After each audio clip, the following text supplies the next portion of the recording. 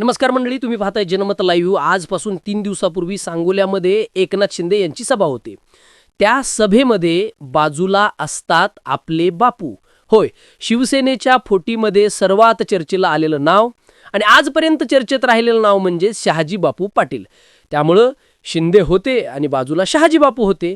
आता शिंदे सभेला आले म्हटल्यानंतर शहाजी बापू हे फारच चवताळले आणि त्यांनी आपली सगळी मनातली भडास बाहेर काढले आणि भारतीय जनता पक्ष कसा दगाबाज आहे, कसा हरामखोर आहे, त्यांनी विधानसभा निवडणुकीमध्ये कशी आपल्याशी दगाबाजी केली, आपल्याशी त्यांनी कशी गद्दारी केली आणि याच भारतीय जनता पक्षाला लोकसभेच्या निवडणुकीमध्ये आपण कसं प्रामाणिकपणे काम केलं आणि 10 ते 15 हजाराची लीड मिळवून दिली.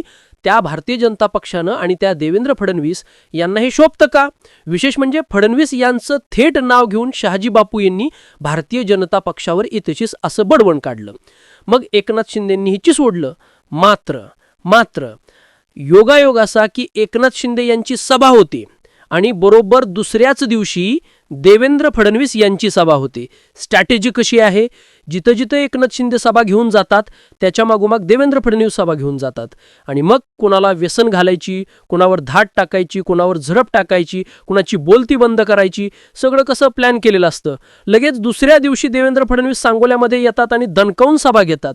आता तुम्ही म्हणाल यात नवल काय आहे, नवीन काहीतरी सांगा. होय, मात्र ज्या क्षणी देवेंद्र फडणवीस यांची सभा संपते दुसऱ्याच दिवशी संध्याकाळी शहाजी बापू पाटील यांच्या ऑफिसवर धाड पडते. होय, लोकल क्राईम ब्रँच यांची धाड पडते, LCBची धाड पडते आणि शहाजी बापू हे सगळं बोलत असताना त्यांनी सांगितलं, अचानक सिव्हिल ड्रेसमध्ये काही माणसं आली. मला तर काय समजा नसं, ते सिव्हिल ड्रेसमध्ये होते आणि मी म्हटलं काय चाललंय काय? तर ते म्हणाले तुम्ही थोडा वेळ शांत बसा, आता मला जास्त माझं आजार पण वाढले आणि त्यामुळं मला जास्त काही बसता येत नाही. पण ते मला बाहेरही जाऊ देत नव्हते. तेव्हा माझ्या लक्षात आलं, सगळा प्रकार लक्षात आला आणि ते सगळं सामान वगैरे अस्ताव्यस्त टाकत होते आणि मग माझ्या हे लक्षात आलं की माझ्या ऑफिसवर धाड पडली आहे.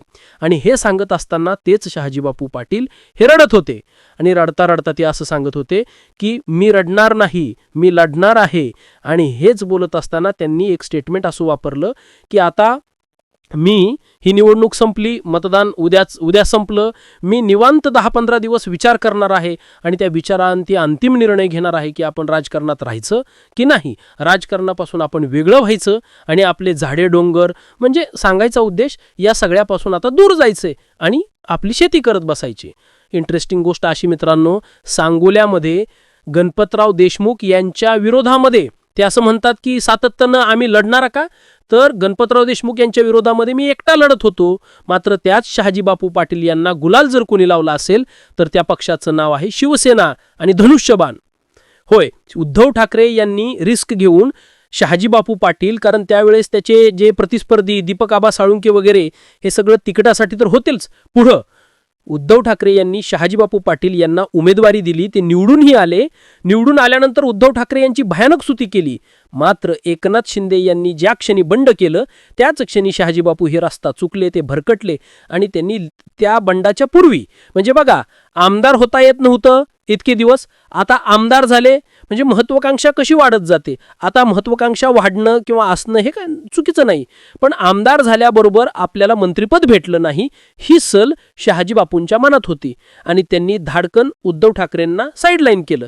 तुम्ही बघा, फुटीच्या अगोदरच त्यांचं एक स्टेटमेंट होतं की मी उद्धव ठाकरेंमुळे निवडून नाही आलो, मी शिवसेना किंवा धनुष्यबाण या चिन्हामुळे निवडून नाही आलो, तर माझ्यावर भाजपनं कृपा केली, माझ्यावर देवाभाऊनं कृपा केली, देवेंद्र फडणवीस यांच्या आशीर्वादामुळे मी निवडून आलो. आज काय अवस्था आहे? त्यावेळेस उद्धव ठाकरे तिकीट देऊन सुद्धा फुटीच्या अगोदर देवेंद्र फडणवीस यांची स्तुती करणारे, आता मात्र देवेंद्र फडणवीस यांना हे शोभतंय का? लोकसभेमध्ये मी इतकी मरमार केली, माझा आजारपण कॅन्सरपर्यंत गेला असताना सुद्धा मी प्रामाणिकपणे काम केलं, त्या देवेंद्र फडणवीस यांना हे शोभतंय का? अशी भाषा म्हणजे रडकुंडीला कुणी आणलं? देवेंद्र फडणवीस यांनी. आणि उद्धव ठाकरे यांनी तिकीट दिल्यानंतर तुम्ही स्तुती कुणाची करत होतात? तर देवेंद्र फडणवीस यांची. याचा अर्थ भारतीय जनता पक्ष असे किंवा देवेंद्र फडणवीस, तर कुठलेही नेते भाजपचे त्याला भावनांची दया मया वगैरे हा काही प्रकार नाही. उगवत्या सूर्याला नमस्कार करण्याची पद्धत सध्याच्या भारतीय जनता पक्षाच्या नेतृत्वामध्ये आहे आणि त्यामुळं शहाजी बापू यांचं तोंड बंद करायचं असेल म्हणजे आता असं म्हटलं जातंय की लोकलचे जे काही गोरे किंवा त्यांनी आरोप केलेत की आता मी फडणवीस यांचं नाव घेणार नाही, कारण शेवटी भीती आहे. फडणवीस यांचं डायरेक्ट नाव घेतलं तर पुन्हा अजून मोठी धाड पडेल. त्यापेक्षा फडणवीस जे आहेत त्यांना साईडलाईन करायचं आणि मग दीपक आबा साळुंके असतील किंवा जयकुमार गोरे असतील यांच्यासारख्यांची नावं घ्यायची. मात्र ते आहेत भाजपचे. फडणवीस यांना हे धाडेविषयी काही माहीत नाही असं फडणवीस कितीही म्हणत असले तर याच्यावर विश्वास बसतो का? नाही. आणि त्यामुळं शिवसेना आणि उद्धव ठाकरे यांनी आमदारकी दिली होते, त्यांच्यासोबत ते राहिले नाहीत, गुवाहाटी वगैरे गेले, मग ती डायलॉगबाजी झाली आणि आता थेट राजकारण सोडून देण्याची भाषापर्यंत त्यांना भारतीय जनता पक्षानं आणून सोडलाय. याचा अर्थ हा नंबर फक्त शहाजी बापूंचा सुरुवातीला लागलाय. आता अनेकांचे नंबर शिंदे गटाच्या आमदाराचे लागतील. त्यांचं एकच सूत्र आहे, एकतर शरण या नाहीतर सरळ आतमध्ये जावा. आता बघूया शिंदे यांचे किती आमदार शरण जातात. जे शरण जात नाहीत ते डायरेक्ट आतमध्ये जातात. अर्थात आतमध्ये जाणार नाहीत कारण शरण जातील, कारण हे शरण जाणारे आहेत म्हणून तर ते सुरत गुवाहाटी मार्गे गोवा मार्गे सत्तेमध्ये बसले. त्यामुळं या विश्लेषणावर तुमचं मत काय? कमेंट नक्की करा. आवडला असेल तर एक लाईक जरूर करा. धन्यवाद.